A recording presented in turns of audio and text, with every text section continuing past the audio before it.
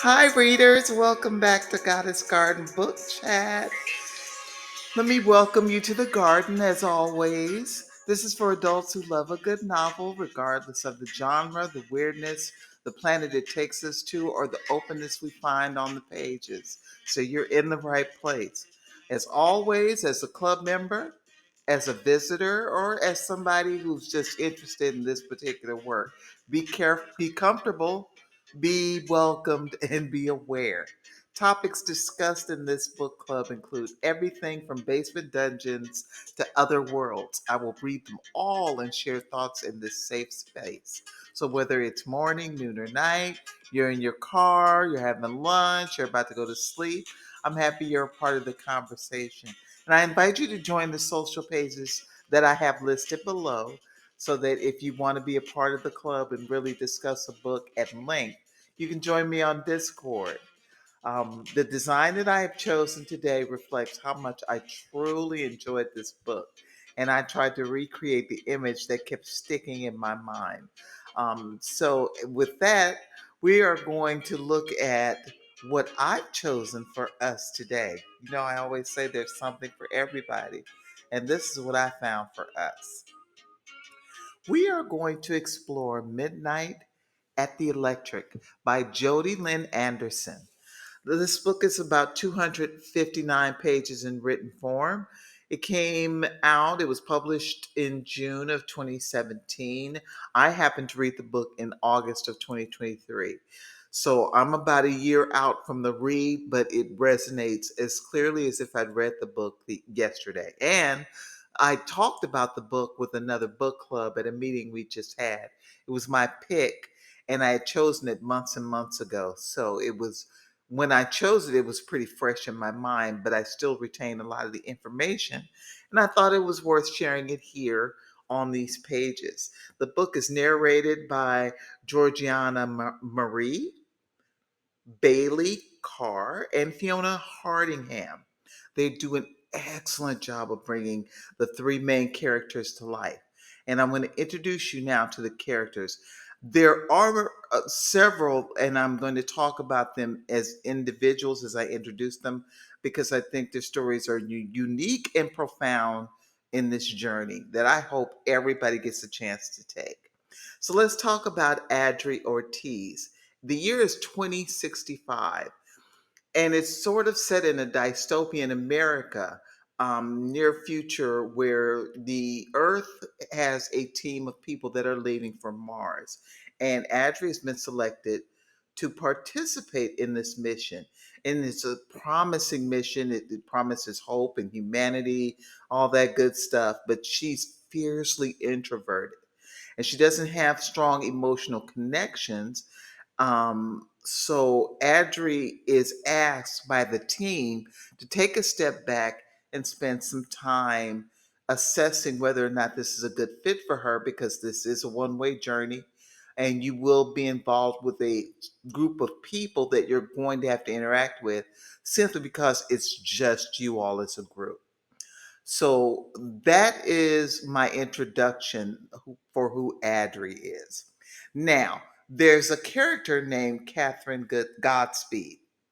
She is a 1934 survivor. Let me not say survivor. Let's say she's in 1934 and she is dealing with the tragedy of the Dust Bowl. Catherine dreams of escaping this dust storm, this constant life of choking on dust that is her Kansas life that her family is going through. And she wants to head to the greener pastures of Florida. And I had to do a little research about the Dust Bowl because I knew so little about it, other than the cause of it was man made, and people didn't understand that right away until the president got involved. But that's just a side note.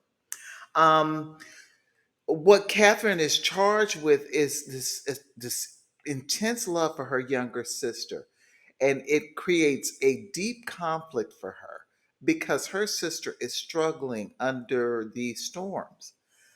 Catherine really wants to escape Kansas and start a new life, but she'd be abandoning her little sister, and she knows her sister needs her. So this is how you get introduced to the electric. And I'm going to describe the electric as an entity. The electric in 1934 was an attraction. It was a traveling carnival, and it was a small, peculiar let me slow down. A small, peculiar sideshow attraction, and it was drawing everybody in town because it featured a massive glowing electric globe that emits light and is meant to dazzle and entertain the people who come to see it. The attraction is simple, yet it's mysterious and with an air of wonderment that sort of contrasts the bleakness that everyone in town is dealing with, because the entirety of the community is going through this. So when this carnival comes into town, it sort of represents hope to everyone. It's almost like a last beacon of hope.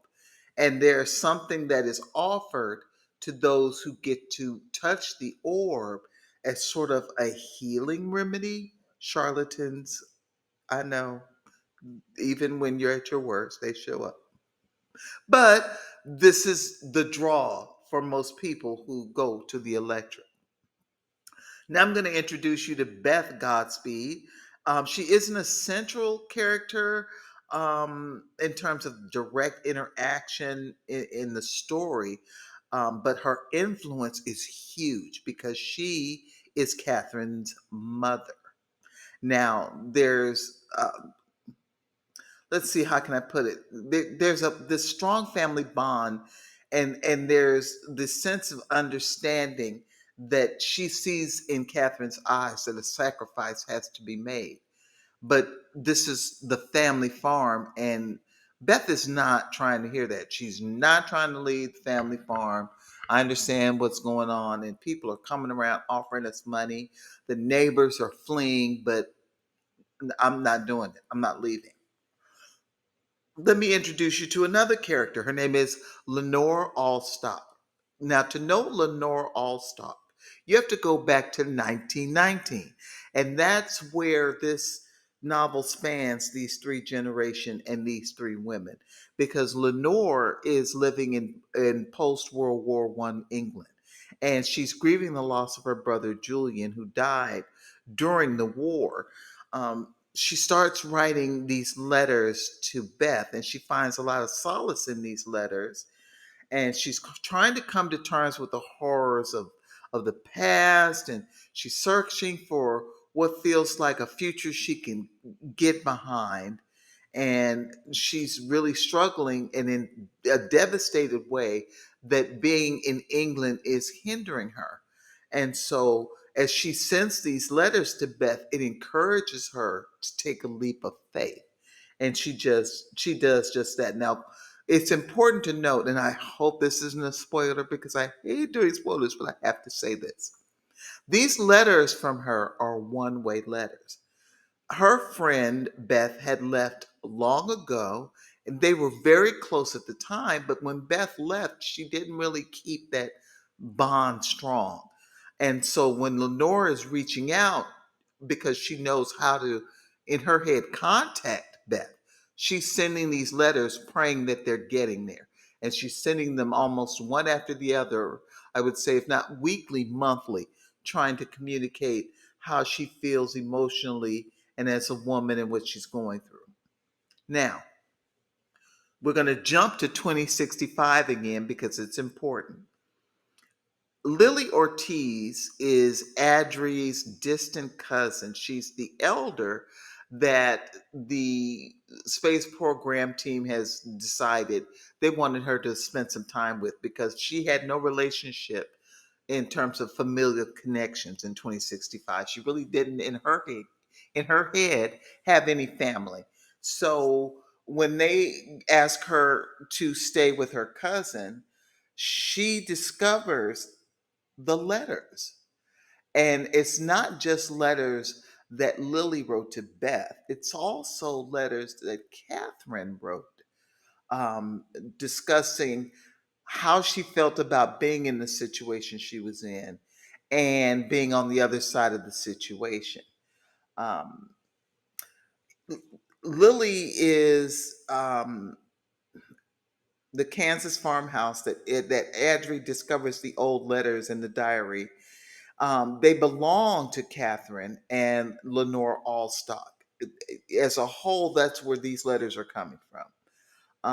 They become the physical space where the past intertwines with the present for Adri, because there is a connection that she's feeling with.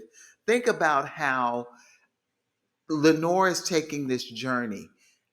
It's a one-way trip. It's World War One. It's after the war, and you're placing all your hopes and dreams on what everyone is saying about America. Fast forward to Catherine, who believes the same is on the other side of the Dust Bowl. The whole world can't be going through the agony and pain of what we're going through here in Kansas. And we have to leave here in order to enjoy what that means. So when Adri gets these letters, she starts to really pour over them and get a sense of what it is to be a part of this thread of family and what she's about to embark on. I also don't want to leave out another character that I think is important to Catherine's role. Elliot is Catherine's neighbor. He's kind of a love interest, but in the sense of place and time. They find each other a part of each other's lives based on necessity and proximity. He knows that she's dreaming of getting away from Kansas, and she's actually dreaming of him going with her to start their new lives. Um, but in reality, Elliot is not on this journey with her. He's just being supportive of her, up to and including he goes with her to the electric. That's such an interesting story. Um, what that night is like and what they sacrifice, which is an undercurrent thread of this story. The sacrifices that are being made by these characters. It's just profound. Um, because at the end of the day, you don't know what's on the other side of what you're doing. It's not like most planned excursions or trips, or when you relocate from one place to the other, you plan it out, you research, and you kind of understand, even in the days of exploration, where you're going. To go to Mars means a literal undiscovered territory.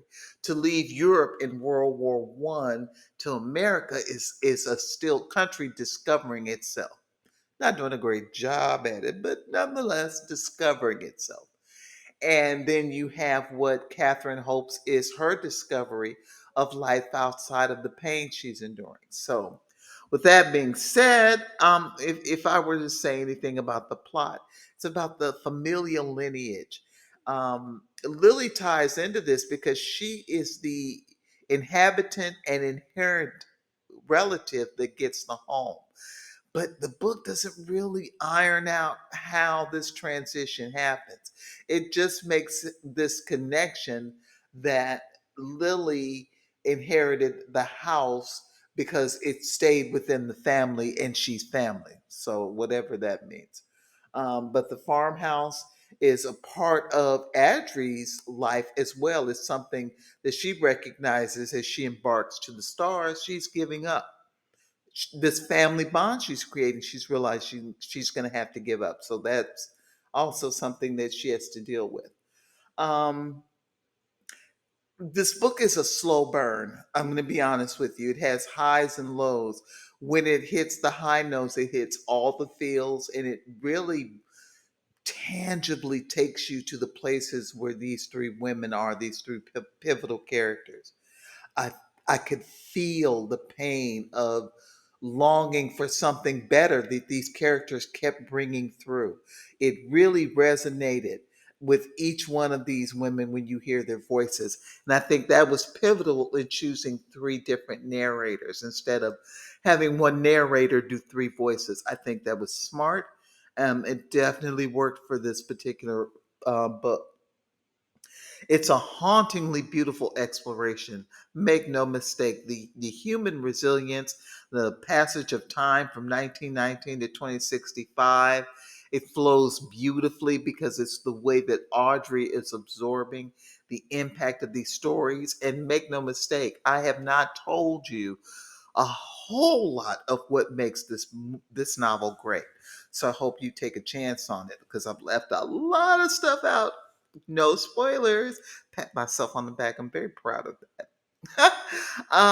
It's thoughtful, it's introspective, it's emotional, and it lingers. Like I said, I'm talking about this book today, but really, I read it a year ago, and it's still to me worth talking about. It's something that I hope you'll find worth talking about. And if you want to talk about it with me, you know where to find me on Discord. I want to go through some of my favorite quotes of the book from each one of the main characters. And the first quote is from Adri, and she says, I don't believe in anything anymore except the possibility that one day I might. And it is sort of encapsulates her struggle because she has no connection to anything but possibility. That's why she is doing what she's doing. That's why she's a part of the team. Buried within her cynicism is a small glimmer of hope. And despite her doubts, she might one day find that something out there is something she can believe in, which is why exploration matters to her. Um, Now, my next quote is from, let's see, who's this? Oh, this is Catherine Godspeed's quote. Um, There's a whole world out there, and it's bigger than the dust. It has to be. In that quote, you could just feel the hope. I thought it was just perfect. And it captures that yearning to escape the harsh realities of life during the Dust Bowl. Um, I pray that, man made issues never actually create such a situation that the whole of a city, a whole community, people would just walk away from their lives, their homes.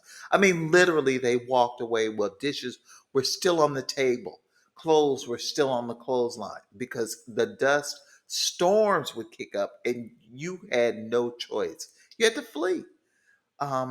So that was such a powerful, powerful recreation of that story, and it reflects her belief in a better future, even when the present seems bleak and overwhelming. So that's why I chose that. And finally, we're going to do a quote from Lenore where she says, Grief is like a wolf. It doesn't just disappear, it circles even closer, waiting for you to forget it's there. And that's how Lenore feels, the despair that grief is stalking her. That's why her escape to America matters to her.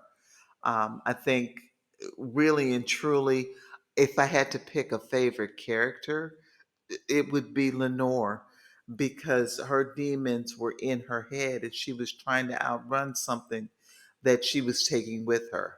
Things that you learn over time as you get older. You can't escape yourself.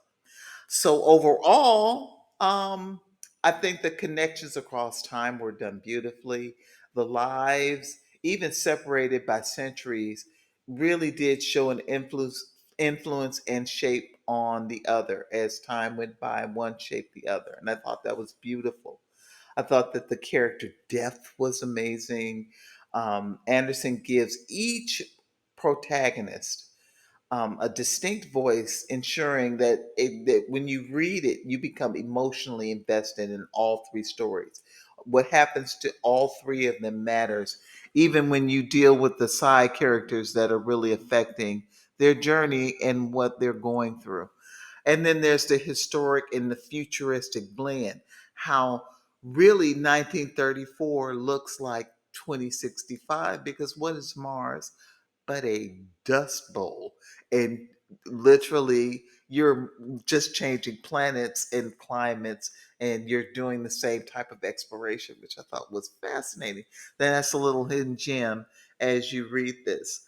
But again, this book has a pacing issue. I'd say if there were a weakness that I had with this book, it was that the highs and lows almost had me reading this longer than I normally would. So let's talk about our review because overall, I want you to know that I landed so close to 4 on this. It's not even funny. Didn't quite make it, but I will say between applause and cheers, this book is definitely worth your time and it's worth reading. I hope you enjoy it. I hope you enjoyed this show. I hope you like and subscribe. I hope you'll come back. I hope that you'll join me in the conversation. So let's leave now with a focus on what books are out there and return with a great read. Now, close this chapter with a bookmark, and until we meet again. I feel so tongue-tied today. Until we meet again, book club, I'll talk to you soon.